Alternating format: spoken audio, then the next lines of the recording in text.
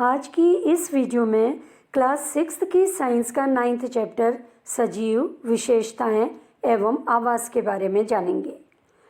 पृथ्वी में सजीव लगभग सभी स्थानों में पाए जाते हैं। ये सभी स्थान एक दूसरे से बहुत भिन्न हैं। कुछ बहुत ठंडे, कुछ स्थान बहुत गर्म और सूखे और कुछ आर्द्र या नम हैं। परंतु इन सभी स्थानों पर अनेक तरह के बहुत सारे जीव पाए जाते हैं। यहाँ तक कि ज्वालामुखी के मुहाने में भी सूक्ष्म जीव पाए जाते हैं। सजीव और उनका परिवेश। मरुस्थल में ऊंट, पर्वत पर बकरी और याक, समुद्र तट पर केकड़े, अनेक प्रकार की मछलियाँ आसानी से मिल जाती हैं। चींटियाँ जैसे अनेक प्रकार के जीव इन सभी स्थानों पर मिल जाते हैं। इन क्षेत्रों में पाए जाने वाले विभिन्न प्रकार के पौधे अन्य क्षेत्रों में पौधों की प्रजातियों से पूरी तरह से भिन्न होते हैं। देखिए यहाँ पे कुछ स्थान दिए हैं। इन स्थानों में सजीव और जो निर्जीव हैं इनको हम भरेंगे।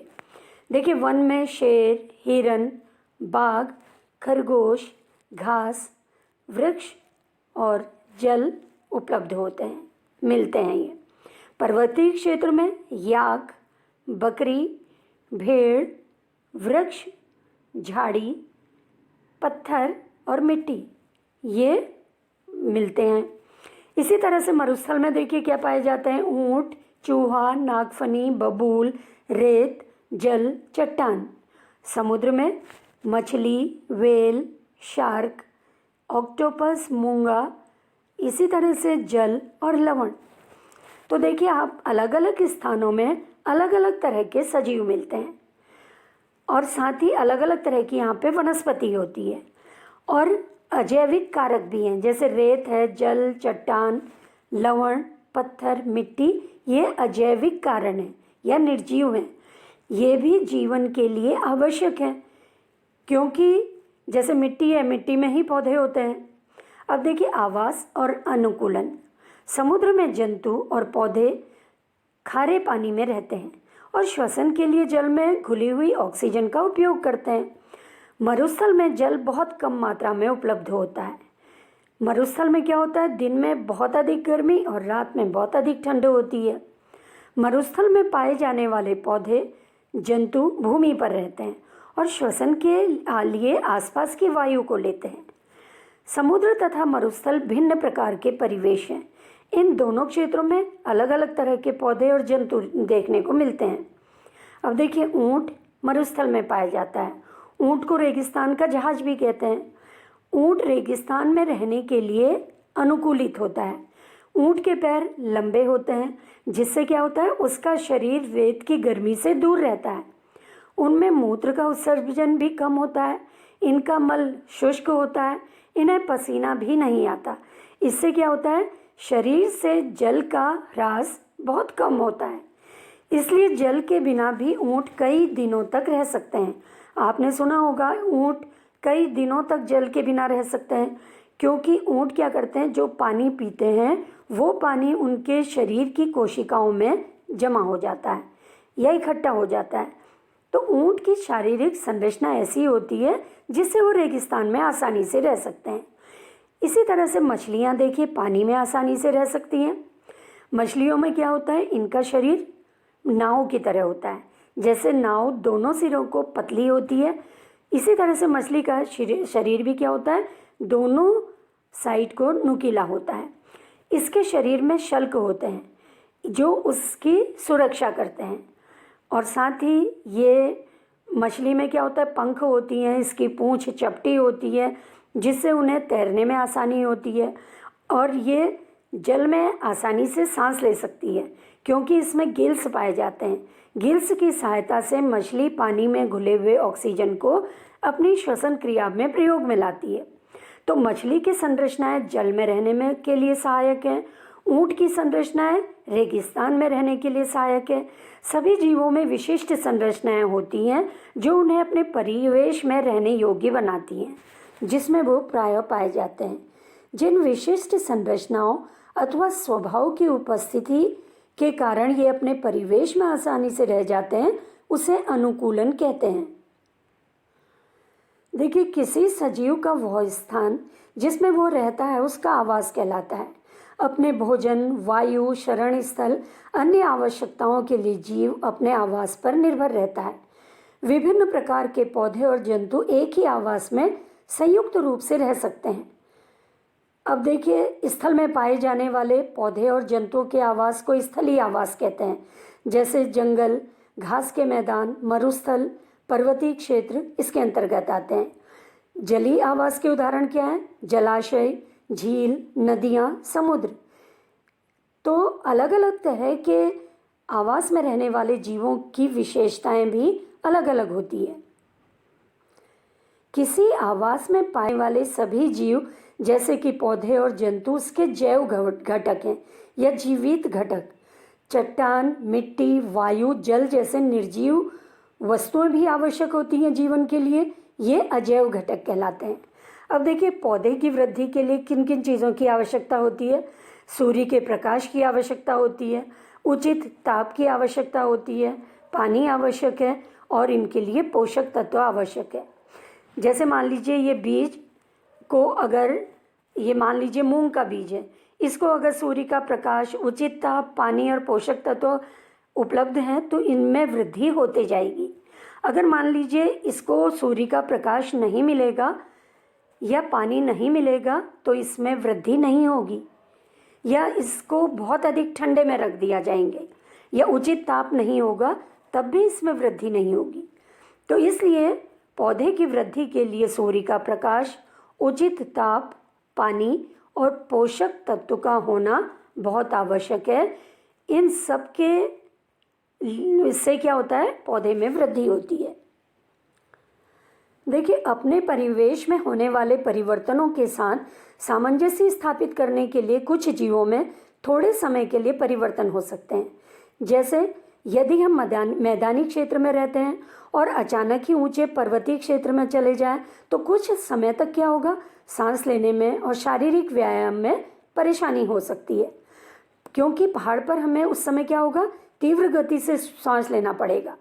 कुछ दिनों के बाद हमारा शरीर पर्वतीय क्षेत्र के वातावरण के प्रति अपने को ढाल लेता है तथा तब हमें सांस लेने में परेशानी नहीं होती। अल्प अवधि में किसी एक जीव के शरीर में होने वाले छोटे छोटे परिवर्तन पर्यानुकूलन कहलाते हैं। यह परिवर्तन हजारों वर्षों में हुए अनुकूलन से भिन्न होते हैं। अब देखिए, जो सजीव बहुत ठंडे या बहुत गर्म परिवेश में पाए जाते हैं उनमें क्या होता है? अलग अलग तरह का अनुकूलन होता है।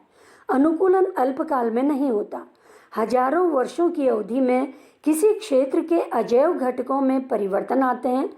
वे जंतु जो इन परिवर्तनों के प्रति अपने आप को सहन नहीं कर पाते वो मर जाते हैं।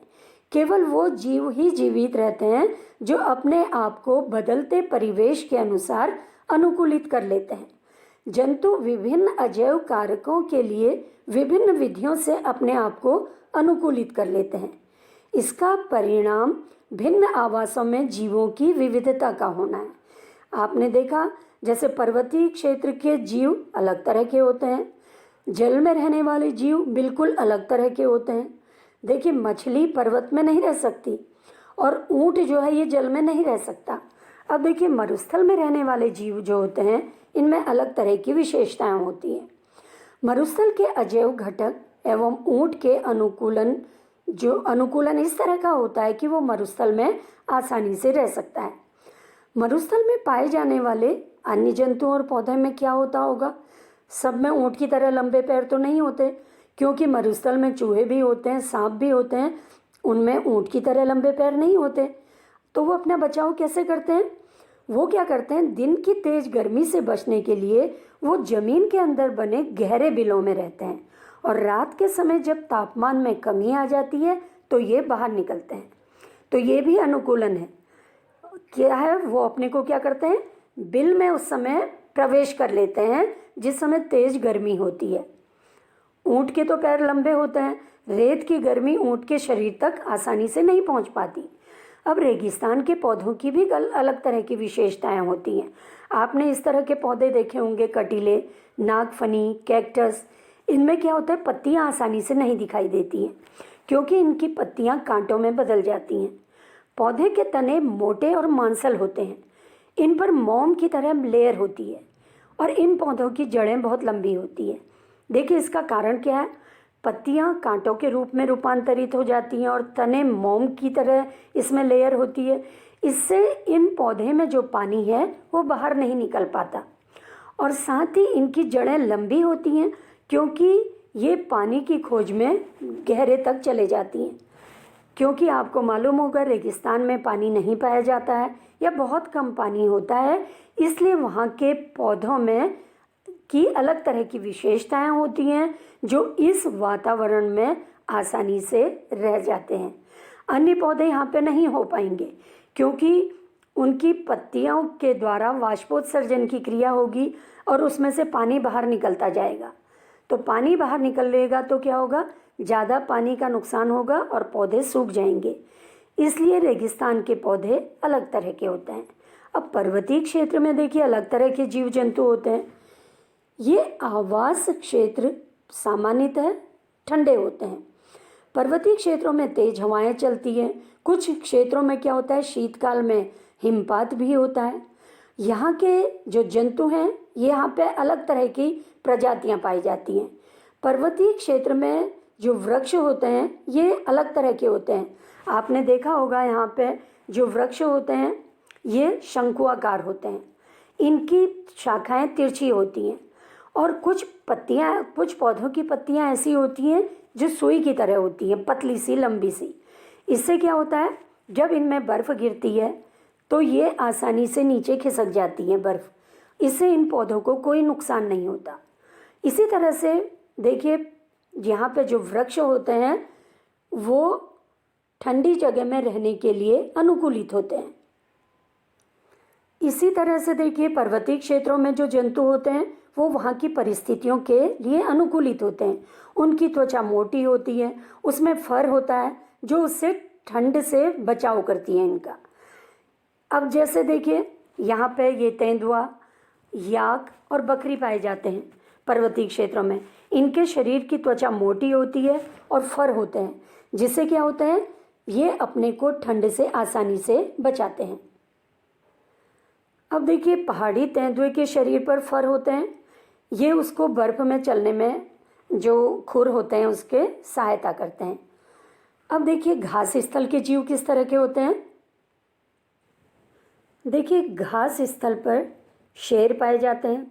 आपको मालूम होगा शेर के दांत तीखे होते हैं, पंजे इसके नुकीले होते हैं, जिससे ये अपना शिकार आसानी से कर सकता है। और यहाँ पे हिरन होते हैं। हिरन आपने सुना होगा तेजी से छलांगे मारते हैं। उसके कान लंबे होते हैं जो हल्की सी आहट को भी आसानी से सुन लेते हैं। तो इसकी आँखें इस तरह से स्थित होती हैं जिससे ये चारों दिशाओं में आसानी से देख सकते हैं। जैसे ही इनको अपना खतरा दिखता है हिरन को, ये तेज़ी से छलांगे मारकर अपने जो शिकार करने आ रहा है उससे तेज़ी से दूर चले जाते हैं। तो इस तरह से इन जंतुओं में क्या है, घास स्थल में रहने के लिए अनुकूलन है। ये घास स्थल में आसानी से रह सकते हैं। जैसे शेर क्या करेगा, तेजी से दौड़कर अपने शिकार को पकड़ लेगा। इसके दांत नुकीले हैं, शिकार को क्या करेगा, चीर लेता है वो, और इस तरह से अपना भोजन करता है। और कुछ जलीय आवास, ये समुद्र है। जैसे देखिए मछली की तरह बहुत से समुद्री जंतुओं का शरीर भी क्या होता है, धारा रेखी, ये नाव की तरह, जिससे जल में आसानी से तैर सकते हैं। लेकिन ऑक्टोपस आपने देखा होगा, इसका शरीर तो नाव की तरह नहीं होता। ये जब समुद्र की गहराई में जाते हैं तो क्या करते हैं, ये आसानी से अपने शिकार को पकड़ते हैं। जब वह जल में चलते हैं तो अपने शरीर को धारा रेखी बना लेते हैं और जल में श्वास लेने के लिए इनमें गिल्स होते हैं, क्लोम होते हैं। ये क्लोम के द्वारा श्वसन क्रिया करते हैं। अब डॉल्फिन और व्हेल भी जल में होते हैं लेकिन इसमें गिल्स नहीं होते। इसके सिर पर स्थित नासाद्वार या छिद्र होते हैं जिससे श्वास लेते हैं। ये जल में लंबे समय तक बिना सांस लिए रह सकते हैं। व्हेल और डॉल्फिन ये समय समय पर समुद्री सतह से बाहर आकर श्वसन छिद्रों के द्वारा जल बाहर निकालते हैं और जो ऑक्सीजन है ये वायु से इनके शरीर में प्रवेश करती है नासा छिद्र के द्वारा। अब तालाब और झील के जंतु अलग तरह के होते हैं। देखिए, तालाब और समुद्र दोनों जलीय आवास हैं, लेकिन वहाँ पे कि वनस्पति और जंतु बिल्कुल अलग तरह के होते हैं। दोनों जगह मछलियाँ पाई जाती हैं, लेकिन समुद्र की मछली चपटी होती है क्योंकि उसको पानी के दाब को सहन करना होता है। तालाब की मछलियाँ जो हैं ये बेलनाकार होती हैं क्योंकि यहाँ पे पानी समुद्र की अपेक्षा बहुत कम होता है। आपने देखा होगा अक्सर तालाब का पानी हरे रंग का दिखाई देता है। क्यों दिखता है तालाब का पानी हरा? क्योंकि नीचे उसकी जो वनस्पति होती है वो कौन सी है? शैवाल या काई इसको कहते हैं। तो हरी शैवाल के कारण तालाब का पानी हरे रंग का दिखाई देता है।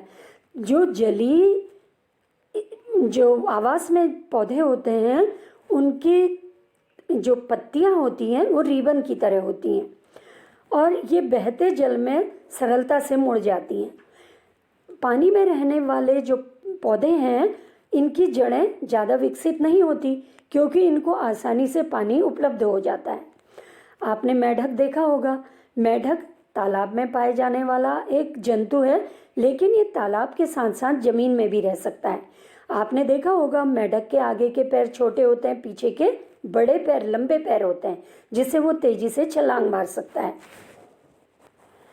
देखिए, हमारे आसपास के जीव जैसे वृक्ष है, आरोही लता, लता मतलब बेल जो ऊपर चढ़ती है जमीन में फैलती है, विसर्पी लता, छोटे बड़े जंतु, पक्षी, सांप, कीट, इसी तरह से कुकुरमुत्ता, काई। और हमारे आसपास के निर्जीव पदार्थ कौन से हैं? चट्टान, पत्थर, मिट्टी, जल, वायु, सूखी पत्तियाँ, मृत जंतु, ये क्या है? निर्जीव पदार्थ हैं। तो सजीव जो हैं, ये सजीव जो हैं ये क्या होते हैं? चल फिर सकते हैं। देखिए, पौधे भी सजीव हैं, लेकिन वो हमारी तरह चल फिर नहीं सकते, लेकिन उनमें श्वसन होता है, पोषण होता है। अब देखिए, कार और बस चल सकती है, लेकिन वो निर्जीव कहलाते हैं। क्यों? क्योंकि ना तो उसमें वृद्धि होती है, ना श्वसन होता है, ना ही पोषण होता है। पौधे और जंतु समय के साथ साथ वृद्धि करते हैं, लेकिन कई बार ऐसा होता है जो निर्जीव में भी वृद्धि दिखाई देती है। जैसे बादल है, आपने देखा होगा बादल पहले छोटे दिखते हैं, फिर धीरे धीरे उनके आकार में वृद्धि होती जाती है। तो क्या बादल सजीव है? नहीं, बादल सजीव नहीं है। देखिए, हम क्या हैं? हम सजीव हैं। हम सजीव क्यों हैं? क्योंकि हम में गति होती है।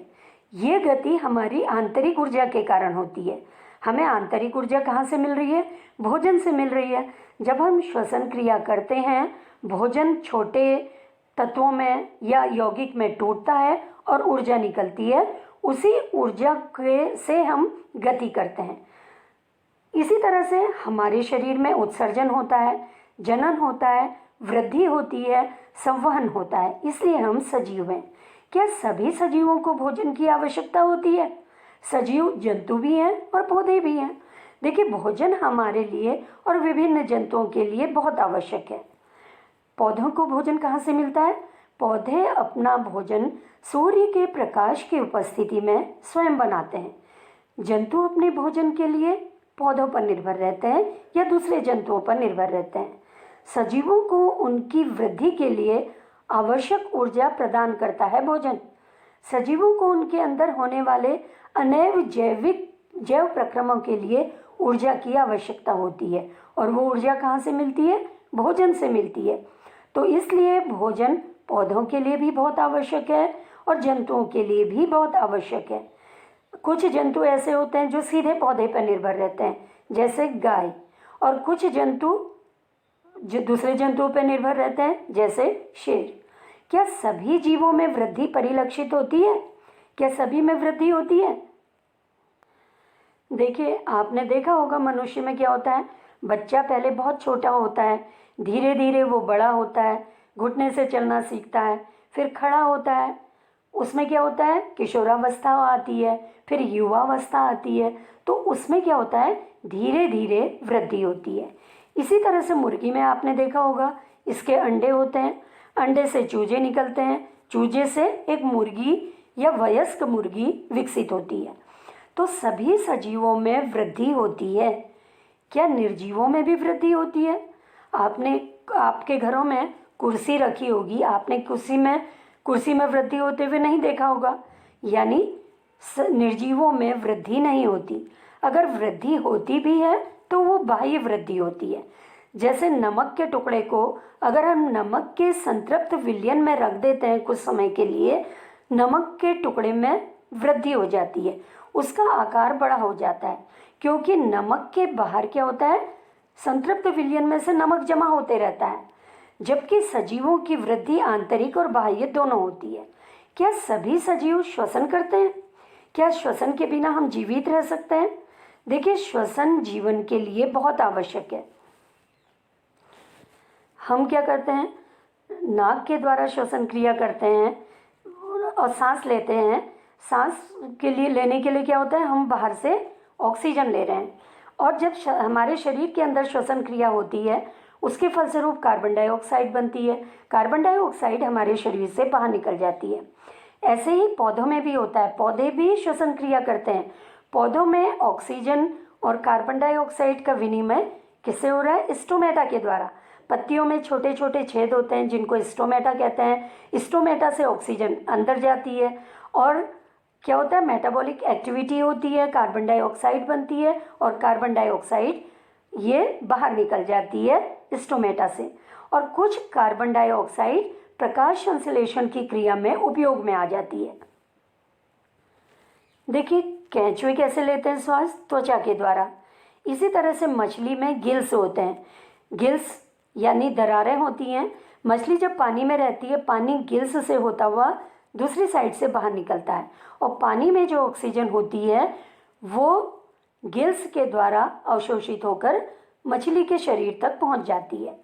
क्या सभी सजीव उद्दीपन के प्रति अनुक्रिया करते हैं? देखिए, कभी कभी जब हम नंगे पैर टहलते हैं और अगर हमारे पैर में अचानक कांटा चुभ जाए तो क्या होता है, हमारा पैर तुरंत वहाँ से हट जाता है। इसी तरह से अगर हम प्रेस करते हैं तो प्रेस करते समय क्या होता है, अगर हमारे हाथ में गर्म प्रेस लग जाती है तुरंत हाथ हमारा वहाँ से हट जाता है। इसी तरह से आपने देखा होगा, अगर हम अंधेरे से तेज़ धूप में चले जाते हैं तो हमारी आंखें क्या होती हैं, अपने आप सिकुड़ने लगती हैं। ये क्या दिखा रहा है? उद्दीपन के प्रति अनुक्रिया दिखा रहा है, या हम कह सकते हैं हम उद्दीपनों के प्रति अनुक्रिया करते हैं। देखिए, इसी तरह अन्य जंतुओं में भी उद्दीपन के प्रति अनुक्रिया होती है। जैसे अगर मान लीजिए कहीं पे एक चिड़िया बैठी है, आप उसकी ओर को बढ़ेंगे तो क्या होगा, वो तेजी से उड़ जाती है। जंगली जानवरों पर तेज प्रकाश डालते हैं तो वो तेजी से भाग जाते हैं। इसी तरह से अंधेरे स्थान में जो जीव होते हैं, अगर हम वहाँ तेजी से लाइट डालते हैं, रोशनी डालते हैं, तो वो अपने स्थान से तेजी से भाग जाते हैं। तो इसका मतलब ये सभी जंतु उद्दीपन के प्रति अनुक्रिया दिखाते हैं। क्या पौधों में भी होता है ऐसा? देखिए, पौधे में भी होता है। आपने छुई मुई देखा होगा, छुई मुई की पत्ती पर अगर आप छुएंगे तो क्या होगा, वो सिकुड़ जाती है। इसी तरह से सूरजमुखी का फूल सूरज की ओर को मुड़ जाता है। अब देखिए, सजीव वस्तुएं अपने परिवेश में होने वाले परिवर्तन के प्रति अनुक्रिया दिखाते हैं। पौधे में वृद्धि हमेशा सूर्य के प्रकाश की ओर को होती है। सूर्य का प्रकाश जिस ओर आता है, पौधा उसी ओर मुड़ जाता है। देखिए, चित्र में दिखा रखा है, एक कमरा है, यहाँ पे खिड़की है जहाँ से सूरज का प्रकाश आता है। कमरे में पौधा रखा है, ये पौधा खिड़की की ओर को मुड़ जाएगा क्योंकि सूर्य का प्रकाश उधर ही से आ रहा है। धीरे धीरे पौधों की वृद्धि उसी साइड को होगी। पौधा सीधे ना जाकर किधर को जाएगा, खिड़की की ओर को जाएगा जहाँ से उसको सूर्य का प्रकाश मिल रहा है। तो हम कह सकते हैं कि पौधों में भी उद्दीपन के प्रति अनुक्रिया होती है। इसी तरह से आपको मालूम होगा, अगर जो बीज हम बोते हैं, बीज की जड़ें किधर को जाती हैं, जमीन की ओर को, गुरुत्वाकर्षण की ओर को जाती हैं, नीचे की ओर को, और तना हमेशा ऊपर की ओर को या प्रकाश की ओर को वृद्धि करता है। तो सभी सजीव वस्तुएं अपने परिवेश में होने वाले परिवर्तनों के प्रति अनुक्रिया दिखाते हैं, चाहे वो जंतु हैं या पौधे। अब देखिए, सजीवों में उत्सर्जन होता है। उत्सर्जन यानी जो हमारे शरीर में हानिकारक पदार्थ बनते हैं, उन हानिकारक पदार्थों को शरीर से बाहर निकालना उत्सर्जन कहलाता है। हमारे शरीर में उत्सर्जन के मुख्य अंग क्या है? वृक्क या किडनी है। एक जोड़ी किडनी होती है मनुष्य में, जिससे वो शरीर से जो हानिकारक पदार्थ हैं उसको बाहर निकालते हैं मूत्र के रूप में। ये मूत्र कैसे बनता है? किडनी क्या करती है? जो रक्त है, रक्त को छानती है।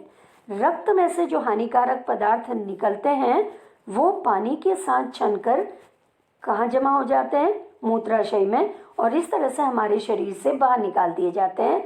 इसे उत्सर्जन कहते हैं। ऐसे ही पौधों में भी होता है उत्सर्जन। पौधों में आपने देखा होगा, कुछ पौधों में पीली पत्तियां होती हैं, वो अपने आप नीचे गिर जाती हैं, वो भी एक तरह का उत्सर्जन है। तो कुछ पौधे में ये अपशिष्ट पदार्थ पौधे के कुछ विशिष्ट भाग में संग्रहित किए जाते हैं, जिससे पौधे को कोई नुकसान नहीं होता। क्या सभी सजीव प्रजनन करते हैं? देखिए, सभी सजीव अपने समान संतति उत्पन्न करते हैं। देखिए, पक्षी अपने घोंसले में अंडे देते हैं, अंडे से कुछ समय बाद बच्चे निकल जाते हैं। तो जंतु प्रजनन द्वारा अपने समान संतति उत्पन्न करता है। जंतुओं में प्रजनन का ढंग अलग अलग होता है। कुछ जंतु अंडे देते हैं, कुछ शिशु देते हैं। अब देखिए, बिल्ली बच्चे को जन्म देती है, कुत्ता बच्चे को जन्म देता है, गाय छोटे बच्चे को जन्म देती है, और इनमें वृद्धि होती है, धीरे धीरे ये वयस्क बन जाते हैं। इसी तरह से पौधों में क्या होता है? बीज होते हैं। बीज को जब हम बोते हैं तो क्या होता है? अंकुरित होकर नया पौधा बन जाता है।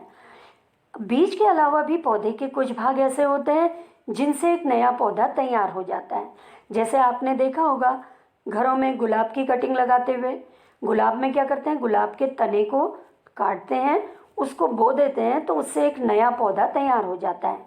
इसी तरह से आलू में होता है। आलू में क्या करते हैं? आलू में आपने देखे होंगे छोटे छोटे इसमें कलिकाएं होती हैं, छोटे छोटे गड्ढे से होती हैं जिनमें कलिकाएं होती हैं। हर कलिका से एक नया पौधा तैयार हो जाता है। तो सभी सजीव प्रजनन करते हैं या अपने समान संतति उत्पन्न करते हैं। विभिन्न जीवों में प्रजनन की अलग अलग विधियां होती हैं। जैसे गुलाब, गुड़हल, मेहंदी की कटिंग लगाकर नया पौधा तैयार किया जा सकता है। इसी तरह से ब्रायोफिलम की पत्ती से बहुत सी जड़ें निकल जाती हैं और हर जड़ से एक नया पौधा तैयार हो जाता है। देखिए, चित्र में आपने आलू दिख रहा है। आलू को बोएंगे तो आलू का एक नया पौधा तैयार हो जाएगा। इसकी जड़ों में आपको दिख रहा है बहुत सारे आलू होते हैं। जिस आलू को हम खाते हैं वो जड़ न होकर तना होता है। तो ये तना जो है जमीन के नीचे होता है। तो आलू में कलिकाएं जो हैं ये एक नया पौधा तैयार कर देती हैं। तो जीवों में प्रजनन की अलग अलग विधियां होती हैं। क्या सभी सजीव गति करते हैं? देखिए, जंतु एक स्थान से दूसरे स्थान तक जाते हैं, उनके शरीर में अनेक प्रकार की गति दिखाई देती है। लेकिन पौधे भूमि को जकड़े हुए रहते हैं, वो एक स्थान से दूसरे स्थान तक नहीं जाते। लेकिन पौधे में क्या होता है? जल और खनिज एक स्थान से दूसरे स्थान तक जाता है। इसी तरह से पत्तियां भोजन बनाती हैं, ये भोजन पौधे के प्रत्येक स्थान तक जाता है। इसी तरह से आपने देखा होगा फूलों में क्या होता है? पौधे में कलियां आती हैं, कली जब खिल जाती है तो पुष्प बन जाता है, और कभी कभी कोई पुष्प जो होता है रात को बंद हो जाता है। तो ये भी पौधों की गति है। तो इसी तरह से कुछ गति देखिए, बस में, कार में, कागज के छोटे टुकड़े में, बादल में भी गति होती है। तो क्या ये सजीव हैं? ये सजीव नहीं है, क्योंकि इनमें सजीवों की तरह अन्य क्रियाएं नहीं होती। प्रकृति में अनेक तरह के जीव होते हैं, लेकिन उन सभी में कुछ लक्षण समान होते हैं। मृत्यु सजीवों के लिए एक सामान्य लक्षण है। चूंकि जीव की मृत्यु होती है, इसलिए जीवों की प्रजातियां हजारों वर्षों तक तभी अस्तित्व में रह सकती हैं जबकि वो प्रजनन कर अपने समान संतति उत्पन्न करें, क्योंकि जीवों का एक निश्चित जीवन काल होता है। एक अकेला जीव प्रजनन किए बिना भी मर सकता है, परंतु सजीव की प्रजाति तभी अस्तित्व में रहती है जब उसके सदस्यों में प्रजनन होता है, यानी वो अपने समान संतति उत्पन्न कर सकते हैं। तो इस तरह से हमने देखा सजीवों में गति भी होती है, पोषण होता है, श्वसन, उत्सर्जन, उद्दीपन के प्रति अनुक्रिया, प्रजनन, वृद्धि होती है और अंत में उनकी निश्चित समय बाद मृत्यु हो जाती है, चाहे वो पौधे हैं या जंतु हैं। देखिए कार, साइकिल, घड़ी, नदी, जल ये गति करते हैं। आकाश में चंद्रमा गति करता है। बादल जो है छोटे से बड़ा हो सकता है, यानी उसमें वृद्धि हो सकती है। तो क्या हम इनको सजीव कहेंगे? देखिए ये सभी लक्षण सजीवों में पाए जाते हैं, लेकिन सजीवों में इनके साथ साथ और क्या लक्षण होते हैं? भोजन, पोषण, श्वसन, उत्सर्जन, ये सब क्रिया इनमें सजीवों में होती हैं, जो कि निर्जीवों में नहीं पाई जाती है। निर्जीवों में कुछ ही लक्षण है, जैसे गति होती है। कार है, कार चलती है, उसमें गति होती है, लेकिन उसको ऊर्जा बाहर से मिलती है, आंतरिक ऊर्जा से नहीं। कार में पेट्रोल या डीजल डालना पड़ता है, जबकि जो जंतुओं में गति होती है वो उसके आंतरिक ऊर्जा के कारण होती है, और निर्जीवों की गति बाह्य ऊर्जा के कारण होती है। देखिए मूंग की साबुत दाल या चने की जो साबुत दाने हैं, क्या वो जीवित हैं? हम अपने घरों में देखते हैं ये डिब्बे में रखे हुए रहते हैं और बहुत समय तक ऐसे ही रहते हैं। वो निर्जीव जैसे दिखाई देते हैं, तो हम उनको सजीव क्यों कहेंगे? देखिए हम इन्हें सजीव इसलिए कहेंगे क्योंकि जब हम इसको मिट्टी में बोकर उसमें पानी से सींचते हैं तो वो एक नया पौधा बन जाता है। तो जब ये डिब्बों में मूंग के बीज या चने के दाने रखे हुए हैं, उनमें श्वसन क्रिया होती है, लेकिन बहुत धीरे धीरे, अन्य क्रियाएं उसमें नहीं दिखाई देती। लेकिन जब हम इसको बोते हैं उनसे एक नया पौधा तैयार हो जाता है, यानी ये सजीव हैं। ये सजीव के लक्षण इसमें कब प्रकट हुए? जब इनको सारी इनकी फेवरेबल कंडीशन मिली, इनको पानी मिला, गर्मी मिली, हवा मिली, तो ये बिल्कुल सजीव की तरह होते हैं। तो फिर जीवन क्या है? देखिए आपके घर में गेहूं की बोरी रखी होगी या गेहूं रखा होगा स्टोर किया हुआ कहीं पर। आप अगर उसमें अपना हाथ डालेंगे तो आपको हल्की सी गर्मी लगेगी। ये गर्मी क्यों हो रही है? क्योंकि बीज में श्वसन क्रिया होती है। श्वसन क्रिया के कारण क्या होता है? ऊर्जा निकलती है, जिससे हमें गर्मी महसूस होती है। गेहूं के बीजों में श्वसन की क्रिया उस समय भी चलती रहती है जबकि अन्य जैव प्रक्रम उतने सक्रिय नहीं होते। अन्य जैव प्रक्रम मतलब उत्सर्जन नहीं हो रहा उस समय, प्रजनन नहीं हो रहा, लेकिन श्वसन क्रिया उसमें तब भी हो रही है। तो श्वसन है, ये जीवन का एक मुख्य लक्षण है, सजीवों का एक मुख्य लक्षण है।